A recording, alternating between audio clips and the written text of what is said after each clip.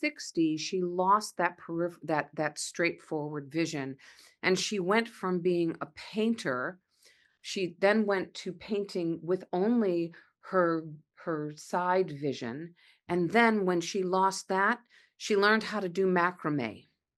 And I learned, I was way later in life. I was 51. And I was diagnosed with type 2 diabetes. And I spent 7 hours in the emergency room at a local hospital here in the middle of a flu epidemic. I went down south to a place where the weight loss capital of the United States, it was then, um, and Durham, North Carolina, and went on a very, very intense weight loss regimen to try to get my weight under control. Of the seat belt, there was no extra, like I was very, very close to having to get that extra seatbelt The extra seatbelt from the flight attendant, right? I mean, and nobody wants to sit next to you. No. I mean, No. let's say it like it is. Yeah. Did you know there's a technology that's actually an app on your phone that uses sound waves to tell your brain what you want your brain to do? We had a young man that was on a guest on our podcast, the Mike Litton Experience, who had a traumatic brain injury. He was sleeping 3 hours a night. He's using NewCalm now and he's sleeping more. Go to newcalm.com, Mike15 promo code. Newcalm.com, promo code Mike15 for an extra 15% off. Go today. Welcome to the Mike Litton Experience Podcast. Everyone has a story, and our passion is to help them tell it. Mike is passionate about being a father, a teacher, a realtor, an investor, and a leader. And now, introducing the host of the Mike Litton Experience, Mike Litton. Edy Nathan, thank you so much for being our guest on the Mike Litton Experience. I'm super excited for our time together. And like we talked about before we hit record, everybody has a story, and our passion is to help them tell it. So with your permission, we're going to start with where you were born, go up to today, and then we want to talk about these amazing books that you've written and how you're helping people deal with grief and how you're helping them deal with loss in their lives. I'm so honored that you're here. Thanks again for being here. It's a pleasure to be here, Mike. Yeah. Thank you for having me. So where were you born? I was born in Chicago, Illinois. That's where I was born. Yeah. Awesome. The Windy City. And Did you grow up there? the Windy. I grew up there. We first the south side of Chicago and then the northern suburbs. And so I was on the north shore of Chicago. And at 14, I said, I can't be here, and was very much into theater.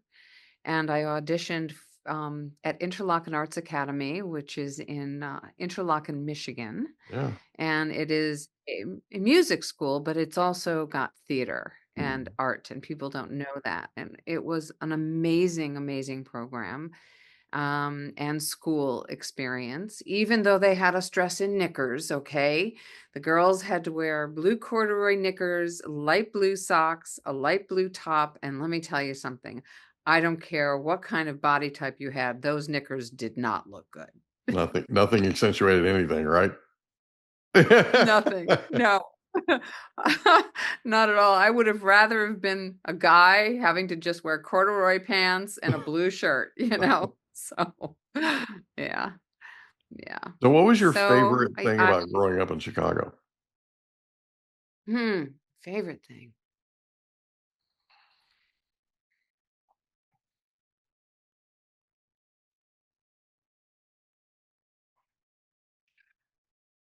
I loved Lake Michigan, and I loved being so close to the water. And we lived very close when we moved to the northern suburbs. We lived very close to a concert venue called Ravinia. And Ravinia was just like all the stars went there. And we lived so close that we could sit in our backyard and we could hear the music waft through the air. And that was just like such an amazing experience as a kid to be able to listen to that music and also to go there because it was you could sit under in a theater, but you could also sit on the grass and make a night of it. But that was one of my favorite That's things. so cool. I love that. So, Yeah. growing up, who was the most influential person to you?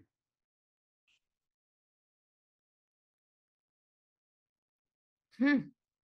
Wow, these are great questions. So, you know, influence comes in many different packages, Yes. right? And so I can't say that there was one person from the time I was born until I reached my perceived adulthood and Mhm, adulthood. mhm, Because I think that there's a perception in adulthood at a certain age for certain people that you're older than you think you are, mhm. and that probably happened at around 14. So I would break it down into sections. Uh, One was just this idea that, and it wasn't a person that I knew, it was a perspective.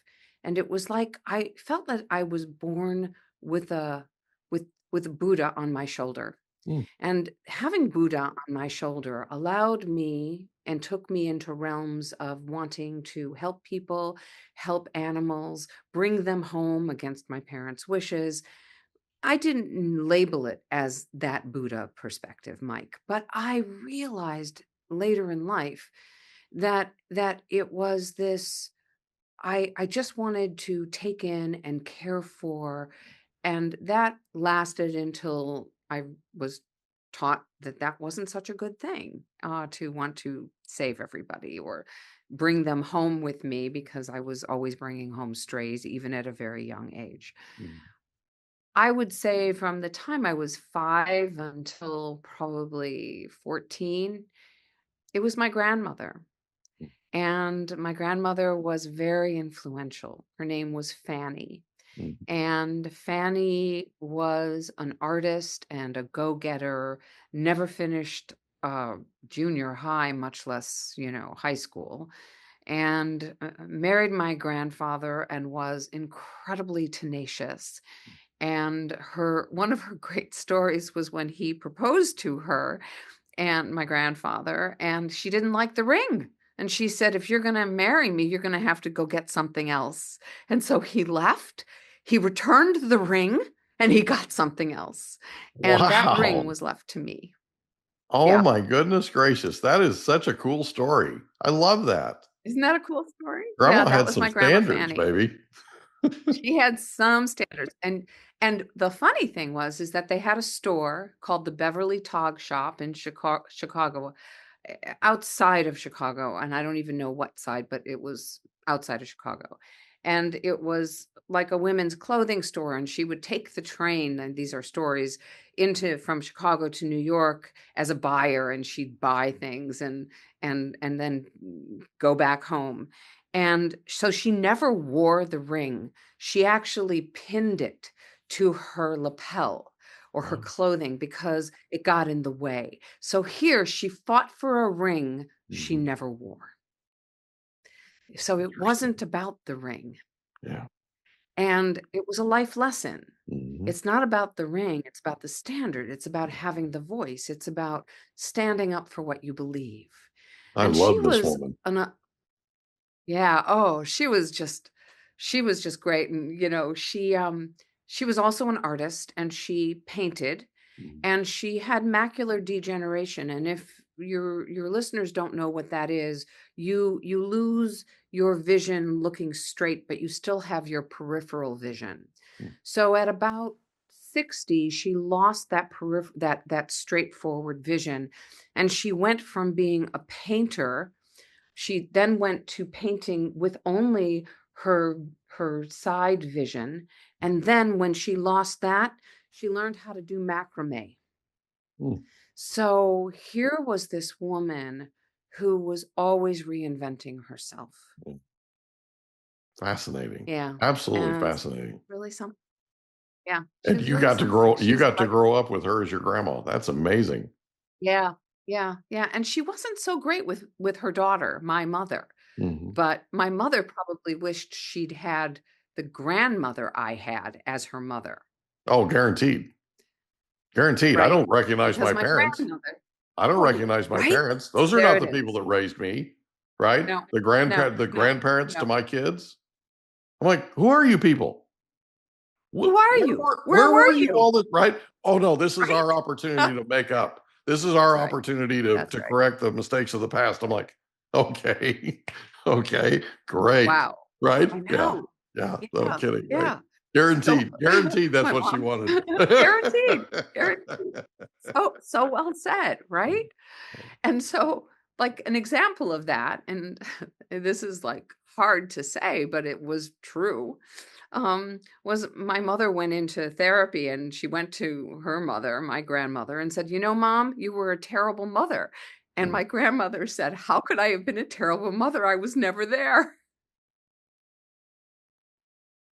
that's cool. I And love that. that was She's my so grandmother. honest. Yeah, She's so honest, you know? so honest, Wow, so honest. that's so cool. So, yeah, so in a way, though, I think that I grew up with two parents who were grieving parents they didn't have, Yeah, and probably began unconsciously framing my own relationship with grief yeah. and to grief, you know. And At an I early wouldn't say age. that that's yeah. Wow. Okay, so let's talk about interlocking for a second because this is fascinating Okay. to me. You're 14 years old and you're like, Okay. okay, Hmm.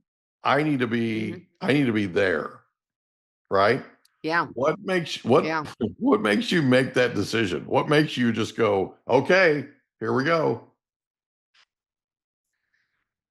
Oh, there's so many, in life we have so many different layers at a decision point, right? There's that nodal point and we need to make a decision and it's based on a lot of layers. So I was pretty brutally teased and harassed in my junior high. I was unpopular. Life at home was hard. And I think that I knew I needed to get out if I was going to survive because I couldn't imagine living anymore in that house. So even though I had my grandmother wasn't there all the time. And I loved theater because being in a character was a lot easier than being the self. Yeah. And so I could slip right into characters and accents and pretend that I was someone else. And I would do that all the time. And we used to show dogs. And we had two Old English sheepdogs and they were champions. And sometimes we'd go to these dog shows and my mother was busily brushing the dogs and I would walk around and I'd pretend that I had a limp and I would like go into character. And I think I did this just to escape the reality of the pain of what I perceived as my existence. And I knew if I was going to live, if I was going to survive, I was going to need to get out. I also think my parents needed a respite from me Mhm. because it was just tough. And so though they didn't really have the money, they scrambled and I went and I auditioned and I got in and I went. And they figured out a way to pay for it. Yeah, they did. They figured it out. That's They a real figured it out. credit to them. Yeah. I think it gave us all a little bit of space and Yeah. we all needed it. We needed to know what it was like to miss one another. Mhm. We needed to know what it was like to not be on top of one another's. Mhm. Yeah. Yeah. And my brother, he has a younger brother. I have a younger brother, Andy, and Andy was really pissed that I was leaving. Mhm. He was really, really, really pissed and hurt. And, he didn't express it. He was, whatever, however old he was, 12. But it it it made me realize how much he cared. Mhm. And that was kind of also a very crucial time. and we are now we continue to be very, very close. Yeah.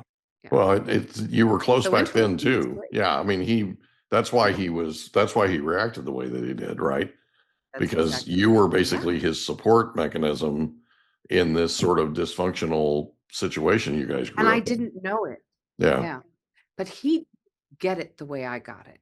Got it. You know, sometimes there are people who see beyond what other people see. Yeah. That's And true. he knew how to navigate that. I didn't. I was acting out the dysfunction. Mm, So yeah. gotcha. He was great. He was into sports. He was popular. Mhm. He was great. So at 14, you go to Interlochen. What's the single most Interlochen, important thing you learned at Interlochen? I had talent. I was good. You I found was yourself. good. Yeah.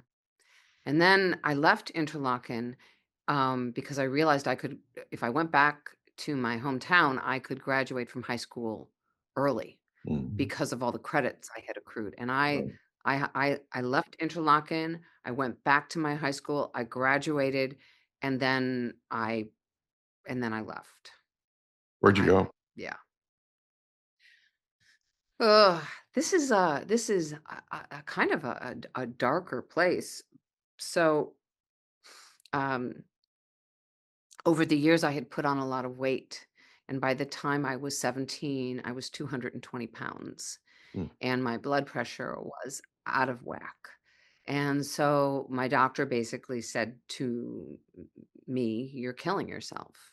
And I thought, he's probably right. It- yeah. And so um, I went away. I went down south to a place where the weight loss capital of the United States, it was then, um, and Durham, North Carolina, and went on a very, very intense weight loss regimen to try to get my weight under control.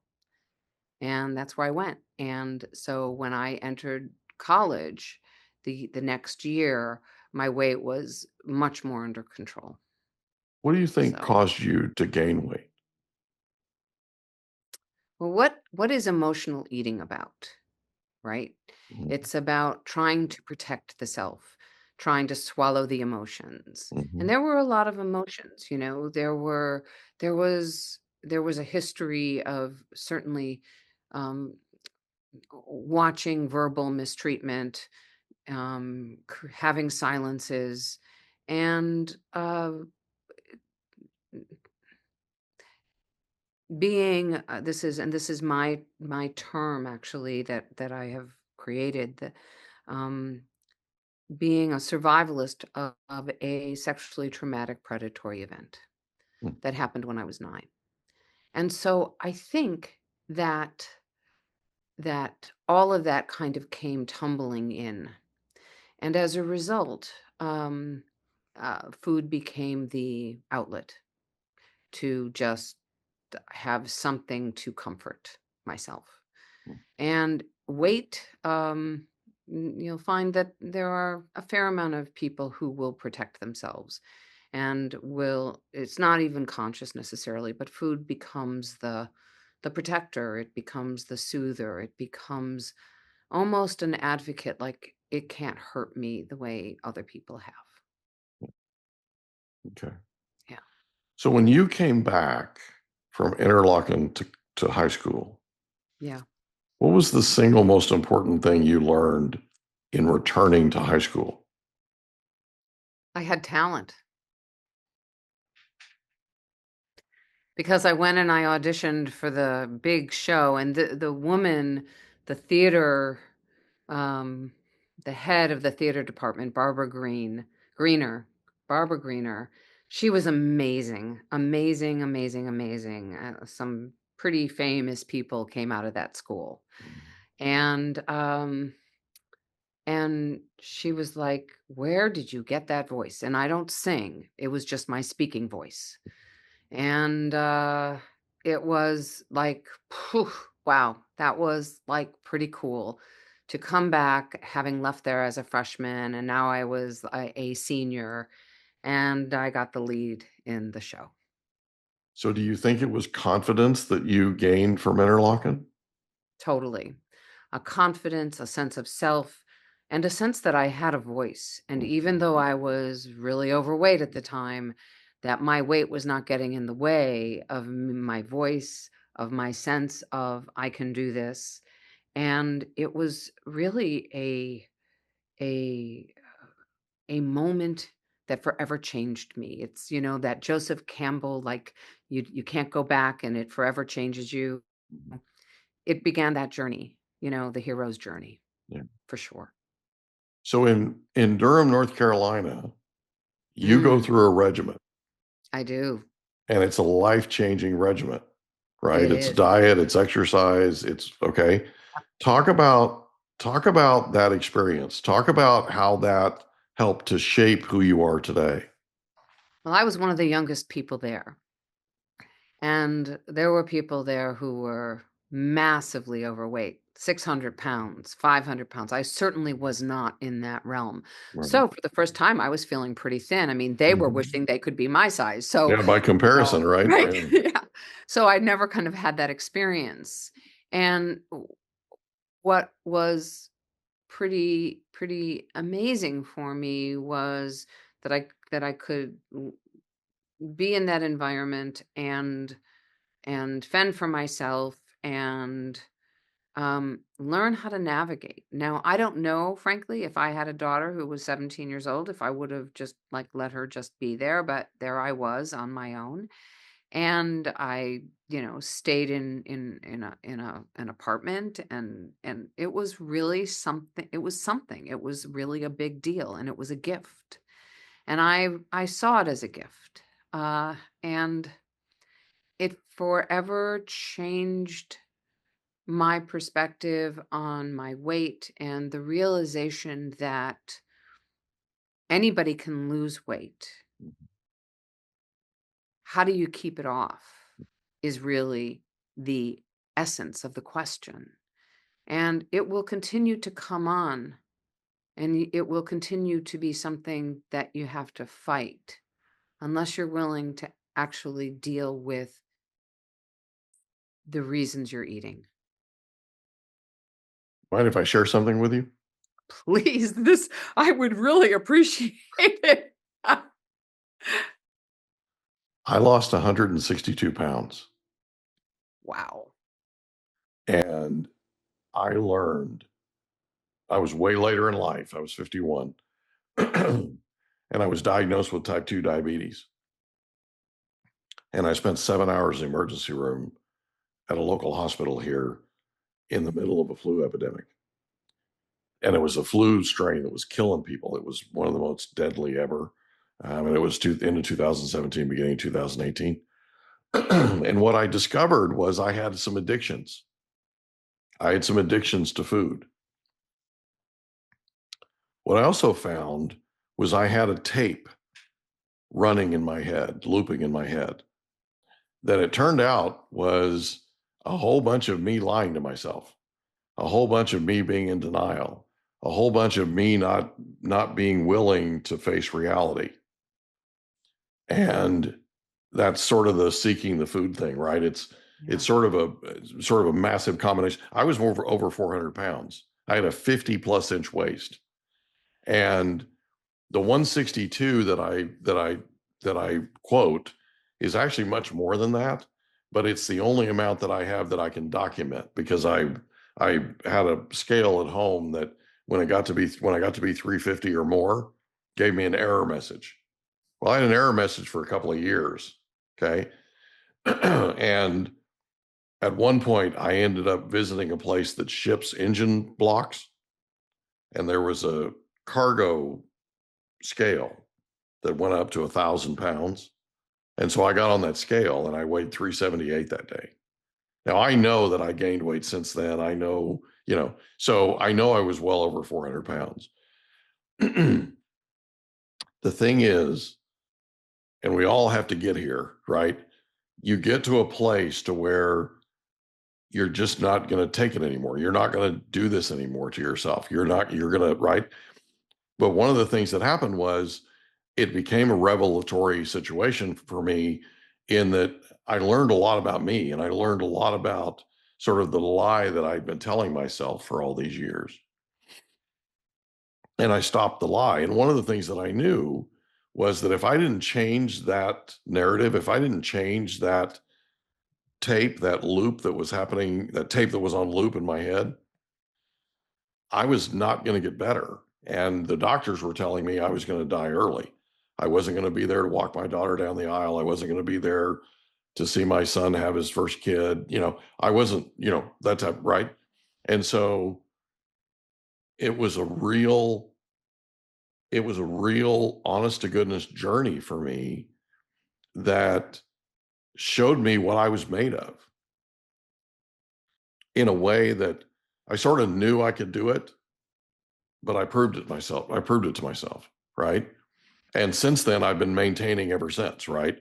Um, and that was 2018. That was 7 years ago. Congratulations. Thank Wow. you. But it's I don't say that for congratulations. I say that because I know there are people out there that are struggling, and Yeah. I know that I've been able to help a lot of people over the years just by telling my story. I've Yes. been able to help a lot of people over the years get a hold of their blood sugar, get a hold of their diabetes, get a hold of sort of the healthier way to live, the different, Right. things you can do. And one of the first things I did was I got rid of diet sodas. No. The Yes. I lost Yes. 40 pounds. I Yeah. stopped drinking diet sodas. I lost 40 pounds. I started moving more. Now I walk 120 miles a month. I go out and I do things that are my time. They're my investment in me, right? And I'm selfish about it. Yeah. I'm actually selfish about it Good. because it's sort of my You coping gotta be. mechanism from the other one, which was the other loop, that lie that was going, was me not being selfish. Right. I was just the opposite, right? I was telling myself that I had to take care of everybody else. There's a reason, for people that are listening to this, there's a reason why they tell you when you're on a plane that you have to put your oxygen mask on first and then help somebody else. You have to make yourself as healthy and energetic and here present as you possibly can if you're going to take care of the people that you love. And even if you're going to take care of the people you don't know that you love, right? Like, I really dig people. You can tell, I know, right? I hide it well, but I get a kick out of them. I love people and I love helping them, right? And that's a big part of why we do this podcast, because I know that we can add value. And I shared with you before we hit record that we're in 64 countries now. Yeah. We're actually in 65 because we know of one that the IP addresses don't show up on purpose, right? Yeah. But we know we're in 65 countries worldwide. That just blows my mind that there's Mind-blowing. that many people, right? And we have on our podcast hosting thing, there's a map of the world. And I'm telling you, baby, most of that map is colored in green from where we're listened to, in some places it's one or two listens or whatever, right? But some places it's hundreds of thousands, so I just want people to understand that there's a way to get through this. There's a way to get through that Rubicon, so to speak, right, to the other side. That's right. And when you get there, there's victory. And That's it's right. not what we think it is, because when we're heavy and we're food driven and that type of thing, we think that other side of that Rubicon is misery. Like we have to be miserable in order to be healthy. And that's not true. Mhm. That's It's right. not true. And I want people to understand that. Yeah. Yes. Yeah. Yeah. So you go and lose how much weight at Durham, North Carolina? So that began a process. Yeah. I lost probably about 40 or 50 pounds. Could have been, should have been more, but I got sick in the middle and Mhm. then I had to go home because I had viral pneumonia and I was pretty sick. So, and then I went back. And so overall, it was probably about 40 or 50 pounds. And, that weight fluctuated. I'd go up 10, I'd go down 10. And I would say then about 20 years ago, 25 years ago, I finally like lost the rest. Mhm. Just said, I'm done. I need to like do this differently. And everything that you're saying, like when food is the comfort zone and food becomes the relationship that you trust Mhm. and it won't let you down. Mhm. It's always there. Mhm. And to have a different relationship with that food and with yourself and that food is a whole journey unto itself. Mhm. And as you said, it doesn't have to hurt. But what happens is it's hard to know how to be in the world as a thinner person if you weren't thinner for a while. It's scary.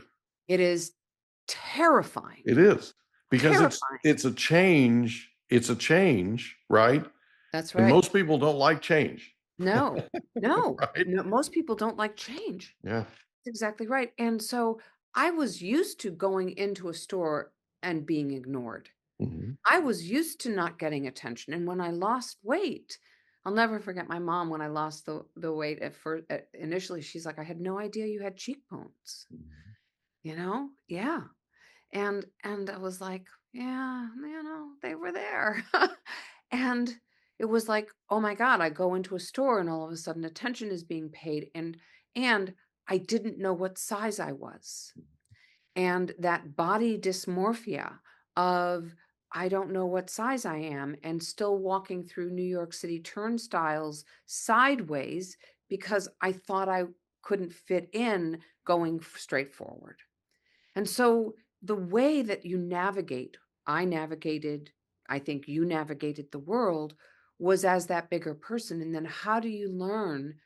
It's like being reborn. Mhm. It's like birthing a new self and saying, I don't even know who the hell I am anymore.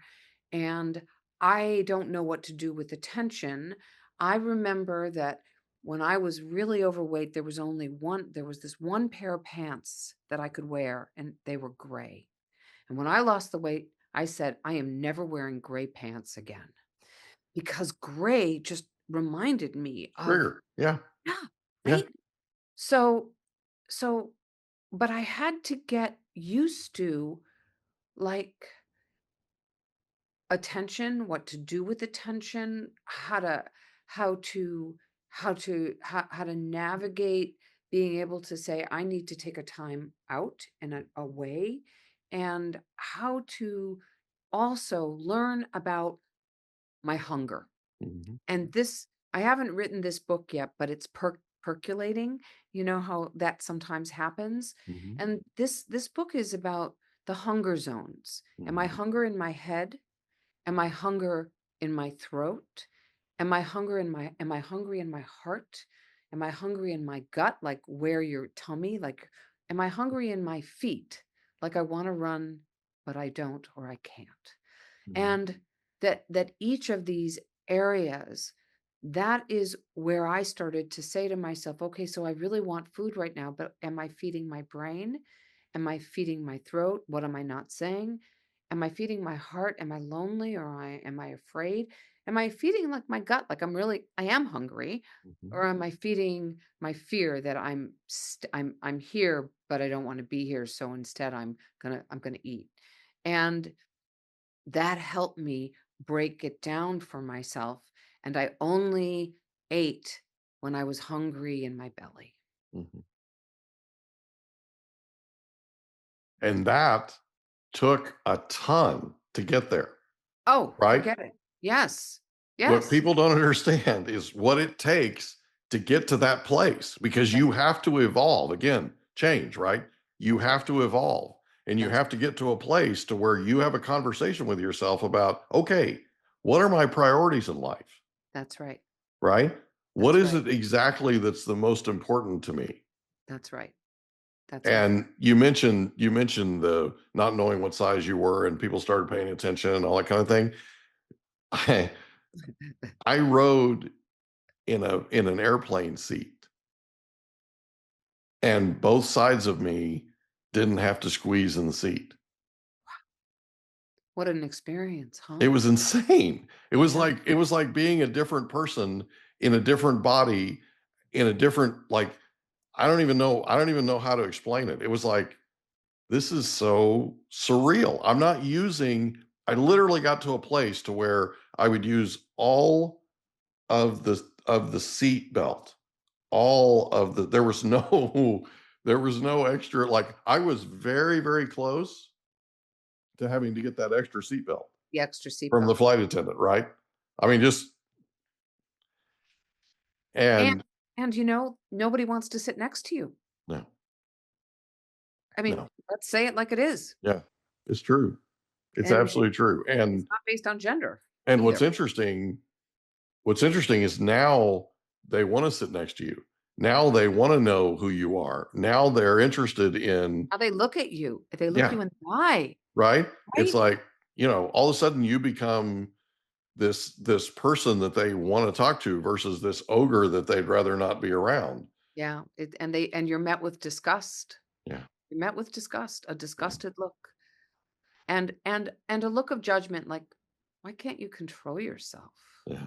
Well, one of What's my wrong? vendors said something to me that got me, and it was an offhanded comment. He didn't mean to say it, but he said, "You're not doing yourself any favors." Yeah, yeah, So it gets to you, and the comments, they get to you, right? I just want people to understand that there's a way through. There's a way to get there from here.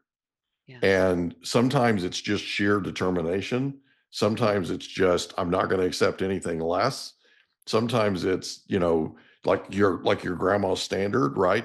Sometimes it's just, I have to get there because I love my kids. I have to get there because I need to be here for the people that need me. That's right. Um, That's and right. there's also a lot of guilt involved too. When you treat your body the way you do, and God gave you this body, right?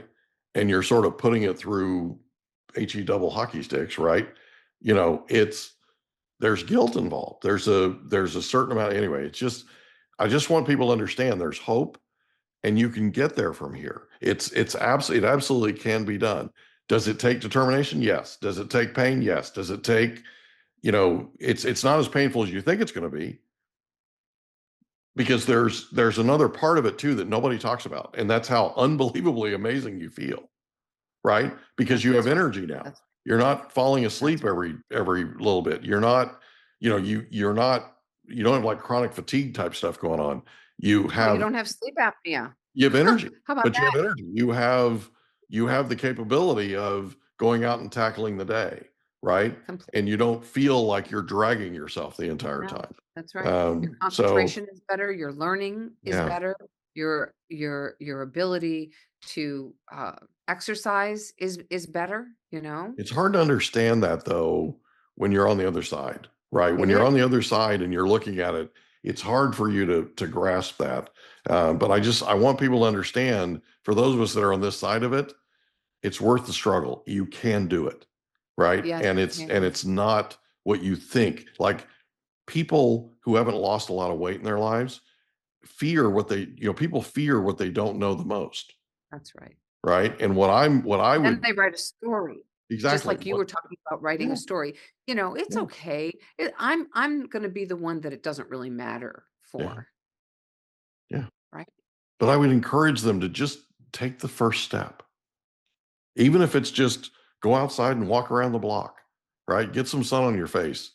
Get your blood pumping. Right? My son was sick a few months ago, and or well, actually, he was a couple years ago. I was having a conversation with him, and the conversation that I was having with him was, and I can say this to him because I've been doing this now for 7 years, right? Sure. And so I've sort of earned the right to an extent. And so I said to him a couple years ago, I said, you really need to be in the gym.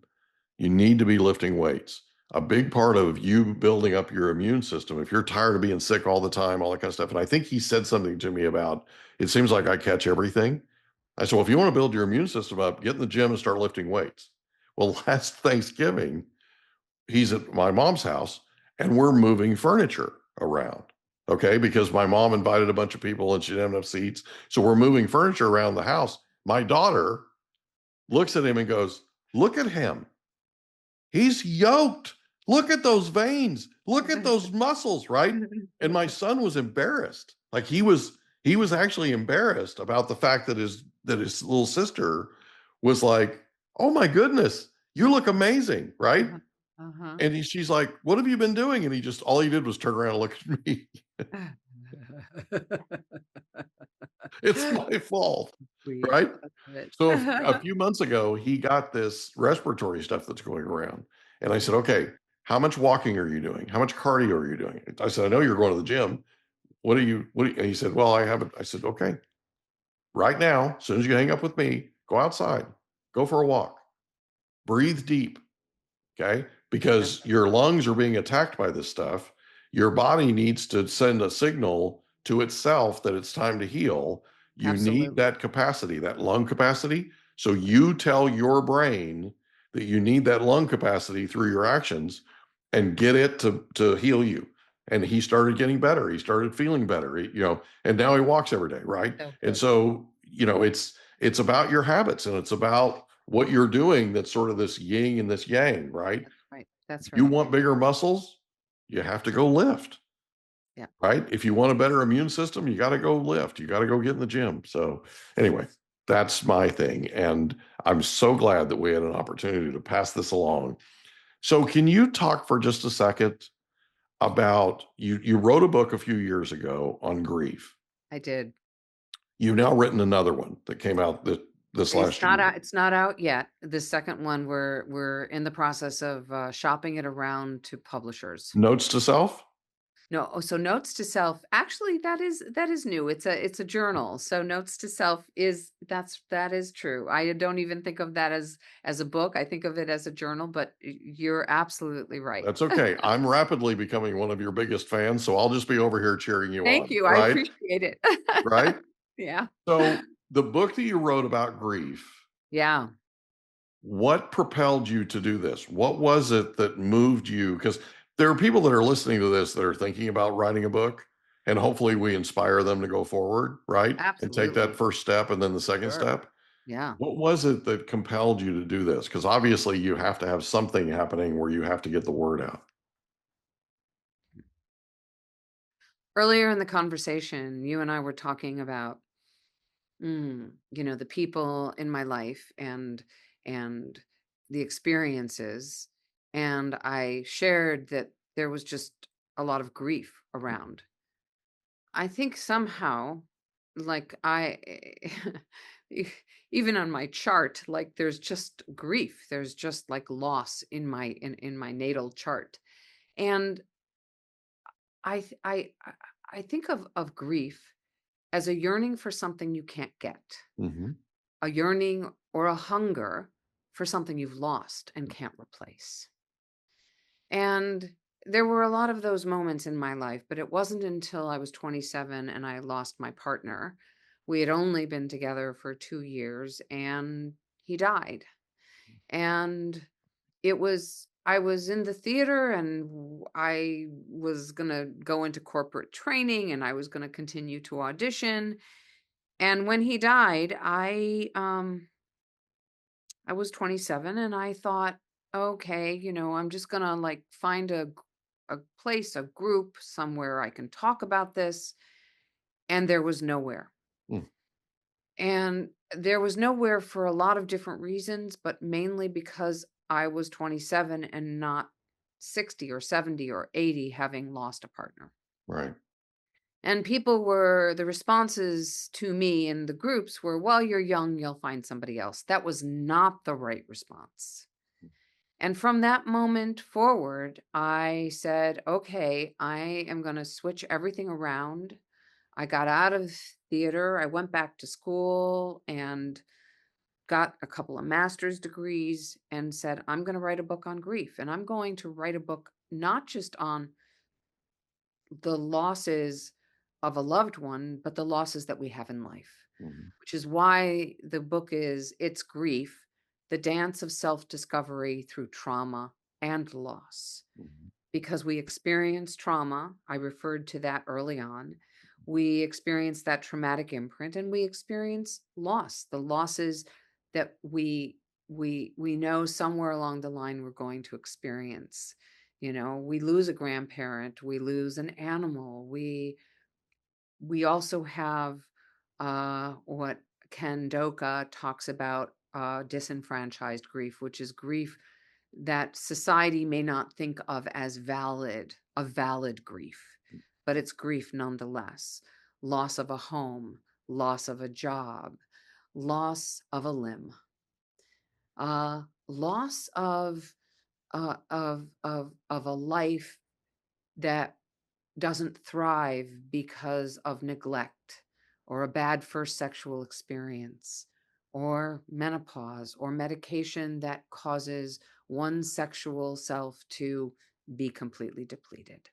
And so the It's Grief book really looked at not only trauma but grief, and took people through 11 phases of grief, because the 5 stages were written and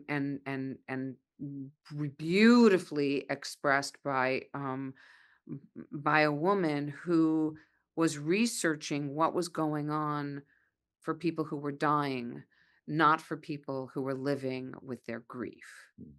Okay. Elizabeth Kubler-Ross. And people have mistakenly believed that those 5 stages were also for people who were grieving, and they are not.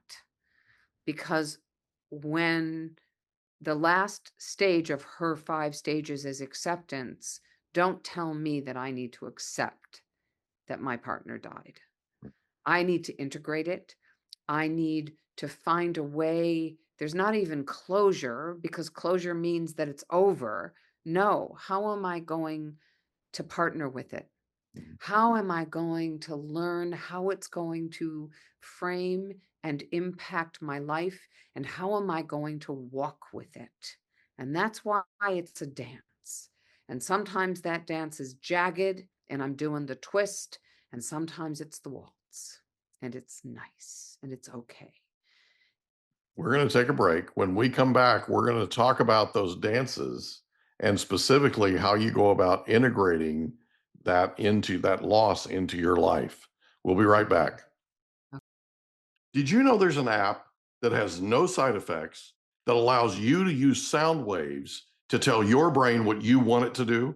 It's called newcalm.com, and it's amazing. It literally uses sound waves. If you want to tell your brain to go to sleep, if you want to tell your brain to recover, if you want to tell your brain to put you in peak physical state, if you want to tell your brain to focus, if you want to tell your brain to take a power nap, you can do all of these things and more with newcalm.com. Go to newcalm.com today, promo code Mike15. Newcalm.com, promo code Mike15 for an extra 15% off.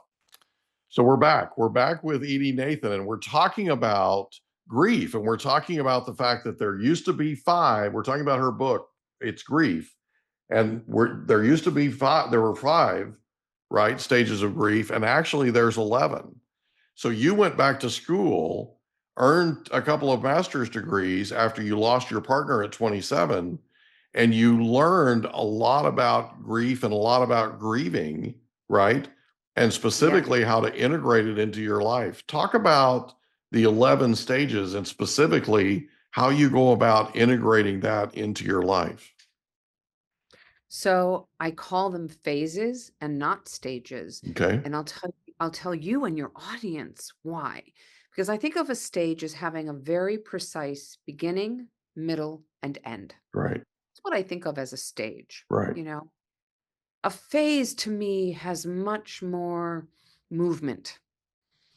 And yeah, we can say the phases of the moon, and we understand that it comes and it goes and it evolves, but there is a more of a movement to it. And grief is nonlinear.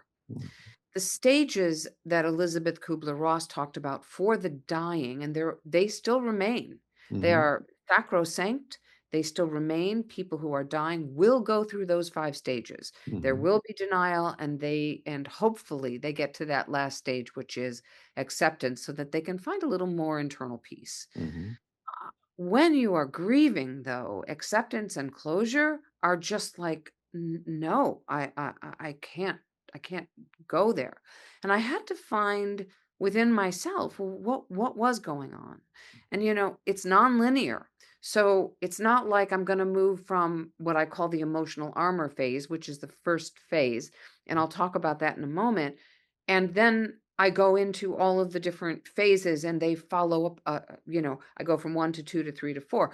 Not at all. Sometimes I'm bombarded with anger, and that's the fourth phase. And then I've got anxiety. And sometimes the anxiety and the anger, oh my God, they're having a complete powwow. And I'm like, what the is Right. going on here? Exactly. Right. Okay. Welcome to So life. It's messy. yes, that's Yeah. exactly. It is messy. It's chaotic. It's out of this world, mind numbing. Okay. But that first phase, every time we go through a phase and we revisit, there's a point where we need to go back to that emotional armor. And armor, what is armor? It's a protection. We were Hmm. talking about weight. Hmm. So emotional armor, it's our protection. And in that protection, we're looking at numbness. We're looking at protest. We're looking at dysregulation. It used to be hysteria. And actually in the book, I write about hysteria. In the rewrite, it'll be dysregulation, not hysteria. And what is that dysregulation? It's where the mind and body are out of sync. Hmm. And that out of sync place, and I talk about this in my new book, but I will probably introduce it in its grief as well, is Simone Biles when she was in Japan. She's this incredible Olympian. Before she went to Japan, she was testifying at her own trial, not her trial, but she was testifying against the man who hurt her, who physically hurt her and emotionally hurt her. And then, he got tried and he was, sent to prison for 300 years, whatever it is. And then she goes to Japan and no one is talking about where she just came from. No one. What is happening, though, is that they're saying she's great, she's fantastic, she's amazing. And this is a woman who spent her life, her life force becoming the best Olympian, the best acrobat, the best gymnast. And yet she wasn't landing. And she had a new term to me, the twisties, where the mind could not grasp where she needed to land. And though no one talks about this, and I have not asked her permission, but to me, this is what was a culmination of the stressors that happened before her. And she overcame it brilliantly. And yet, she wasn't landing. And in our brains, when we're not landing, when there is this kind of pressure and grief, that dysregulated state is the brain and the body being out of sync. And that's part of the emotional armor. Hmm. It's like, okay, so things aren't right. Knock, knock, things aren't right. Time to pay attention because something else is going on here. And it's not about what you're doing, it's about what you're not paying attention to. Right. So, and then there's shock, and the shock is also a protection. When someone gets hurt, you're in a car accident and you go into shock, it's really the body protecting the self, and that's why we need you go into like a cold because the body is like trying to seize itself and protect itself, and let's cover that person. Let's make sure that they're warm. Hmm.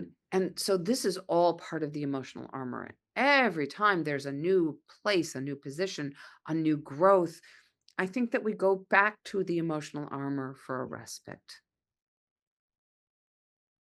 Got to go where the comfort is, right? Gotta go where the comfort is, and numbness can be comfort. Hmm. Like being out, that dysregulated state is a way to disappear, a way, and it's the brain and the body protecting the self. That shock, again, protection. That protest, no, this is not happening, is again protection. Until then, you kind of you reconnect with yourself, you have your important conversations, you awaken to the self. I don't talk about this idea of being authentic. I think we sometimes we use a phrase and we use a term over and over again, authenticity, and sometimes it loses its power. So I like to talk about presence, and so I have in my own terminology replaced presence with authenticity, because when I am present, Mike, I am with you. Yeah. And I can see you and I can feel you and I can take in what you're saying. If I'm not present and I'm off in wherever, I might be authentic in that position, but I'm not really with you. Right. But you You're might there, think but I you're not am. present. Yeah. Yeah, that's right. So I use this idea of presence. And what does grief do? It can take our presence away, Hmm. you know, and the present of the self, the gift of the self. And it's mind numbing, and it hurts, and no one can understand what we are going through, because grief is like your fingerprint. It's as individual as you are. Very And at unique. times, right? Yeah. So no one experiences it the same way, even though we want to believe, oh, I understand what you're going through. One of the worst things you can say. Or you'll get over it. Another, Yeah. no go. Don't go there. What you Mhm. can say is, I'm here. I know you're in pain, and I can be a witness. And the point is that in 3 months' time, after someone has gone through the loss, and I'm talking about the loss of a loved one now, and fill it in, whoever that loved one was, in about 3 months' time, all the commotion and all the energy around that person starts to dissipate, because people get on with their lives, but they haven't. And that is the time, if you're a good friend, to start to pay attention. Yeah. You're okay the first, second, third month, but that fourth month, boy, that's when the food needs to come. That's when let's go for a walk needs to come. That's when we go to our own lives and we forget, and that's when we need to remember. It's sort of when life slaps you in the face, That's right. and you're not necessarily prepared for it, and you're by yourself. That's right. I had a member of my family lose their spouse that they had had for 60 plus years. Wow. And everybody landed. It's a large family. Everybody landed. My family is obnoxious. They're loud. They're all those things, right? They're supportive. They're wonderful. Okay. But, here comes all the love, right? And then everybody bails because everybody's busy. Everybody's high performing. Everybody's right. Nobody stuck around. Everybody Yeah. left. Right. And my second cousin calls me a couple months later and says, "Hey, I can't get a hold of your relative." Okay. So I call and I get my relative on the phone. I'm like, "Charlene's been banging on your door, right? What's going on?" Right. Yeah. And his response to me was, "Oh, nobody's going to want to nobody's going to want to be around me. Nobody's going to, you're right." He was at a place where life had slapped him in the face. Yeah. And his response, his way of dealing with it was to retract, That's leave right. the doors locked, not answer the door, not talk to people, not go to the places where he normally went and people saw him. Okay. So I'm getting these calls from people going, "We're not seeing him. He's not at the places he normally goes. We're concerned." Right.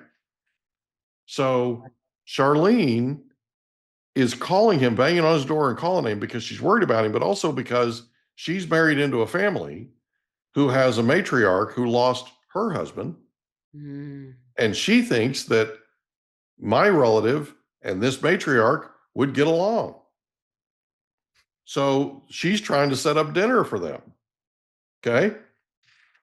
He says to me, "There's no woman that want to go out with me, da da da." This, I said, "Fine. You sit still and I'll call her for you. I'll call you back and let you know if she says yes." He lost it, got all mad, started cursing, all this stuff, right? Do you know that he called her? She said yes. They got married, and that woman added 20 years to his life because he had decided he was going to die. Yeah. That was the way he was grieving. He had decided he was done, He was that done. nobody needed him. Life, that other relative of mine that he was married to didn't need him, right? He was done. Yes. His thing And here there was finished. yes. Thank you, and thank you for that story, and there are statistics. People can die of a broken heart. Yeah. And that was where he was headed. He was 1000% headed that way. Right. That's right. And Charlene calls me up and says, "Hey, I'm worried." And I'm like, okay. Right. So, I'm spinning image of him. I'm exactly, if you look up pictures of him when he was 58, we're the same person. Right. Wow. I also think like him. I act like him. I have the same attitude he has, whole thing, right? Same personality. And so it's what he would have done for me. Yeah. And so I made that happen. I made that call, made that right. And unbelievable. Hmm. Literally just right. So fast forward, I find out like a year after they get together and get married and all that they Yeah. were actually dating in high school. What? Yeah. That's a Yeah. great 60 story. years prior, they had been dating in high school, and everybody in high school thought that she was in high school. He wasn't, but everybody in high school at that time in the area thought they were going to be the couple. They were going to get married. They were going to be the happiest couple on the planet. They get in a fight and they don't get married. She marries somebody else. He marries somebody else. They live their lives and they end up back together after all those decades. For all those decades. So on some level, they were still meant to be together, Yeah. right?